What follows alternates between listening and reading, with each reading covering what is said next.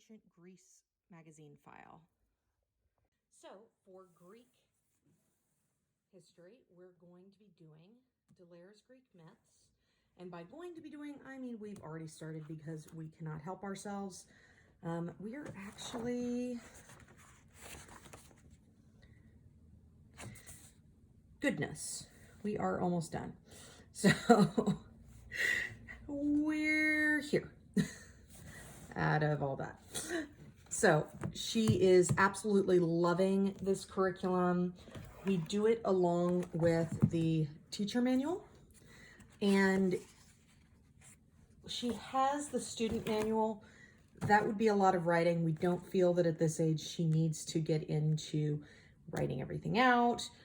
It would also be a lot of words that she would not be comfortable spelling. So we're just going to save this for an older age and when we go back and do it in a few years.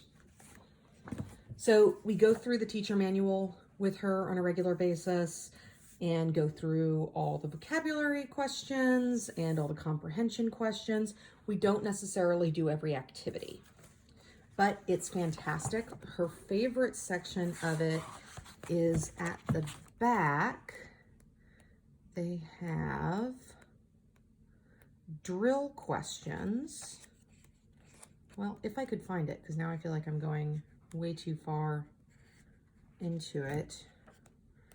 But at some point in here, they have the drill questions. There they are. Okay.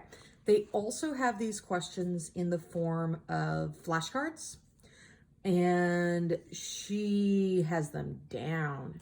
It's amazing how much kids at this age can just memorize. So we just go through in order, and she has them down, and she can do it out of order now. And we're getting so good at it that we can now ask the questions out of order, whether we have the drill questions in front of us or the cards in front of us or nothing at all. We can just like skip around and start asking things. Now, there are some that are just harder because the names are unfamiliar. And the stories, were only just kind of touched on. So, it's not perfect, but she has a better grasp on Greek mythology than I ever did. So that was great. And we are absolutely loving this. Highly recommend. And by the way, this is from Memoria Press. It says it right here. Now, the next thing we're going to be doing in Greek mythology, in the study of Greece, is we're going to be getting into the famous men of Greece. So, this series has 3 books. This is the textbook, and you can see it's pretty light. We're going to use it as a read aloud. We are not expecting her to read this. She would have no ability to read this on her own. But we're going to go through it with her. And I love Memoria Press because it's just so easy. Great content, but it is truly open and go. Again, this time through, we are not doing the student guides. We are just doing the teacher's guides and going through all the vocabulary with her and the facts to know and the comprehension questions and tests. So we're just doing everything orally and going through the maps and getting her that baseline. And then next time that we go through this in about 3 years, then we will expect her to do all the writing in it.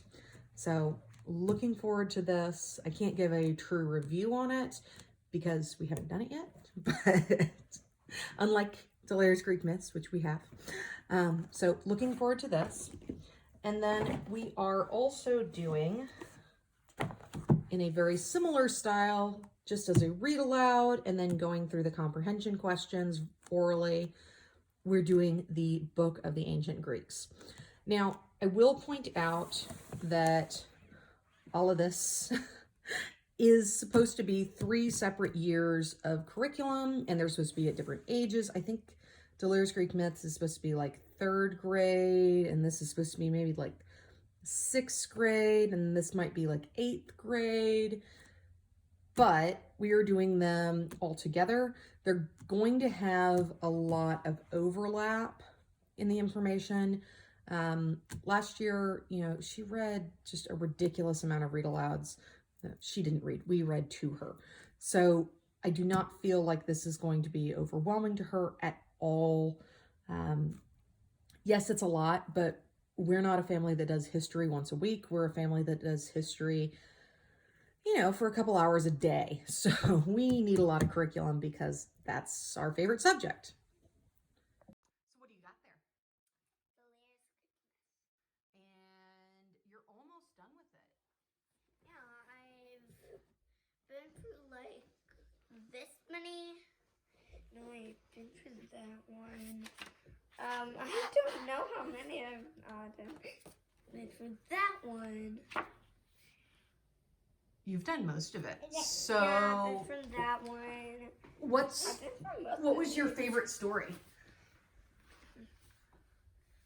I think my favorite story has to be about how Aphrodite came to be a goddess.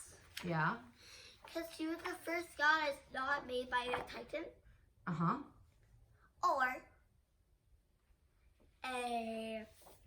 Or Gaia or Uranus? Yeah.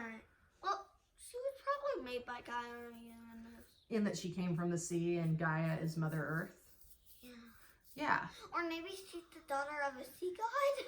Maybe. I don't know. Who's the Lord of the Sea? The Lord of the Sea is Poseidon. Yeah. And who's the king of the gods? Zeus. And sorry, I just woke up. Who's the queen of the gods? Hera. This is a hard one for you because you have a hard time saying his name.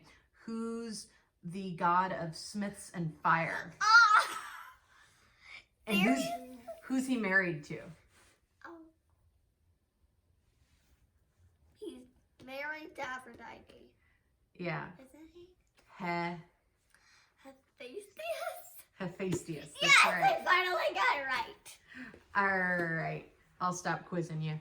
All right. So overall, you really liked Delirious Greek Myths? I loved it. Okay. Very good.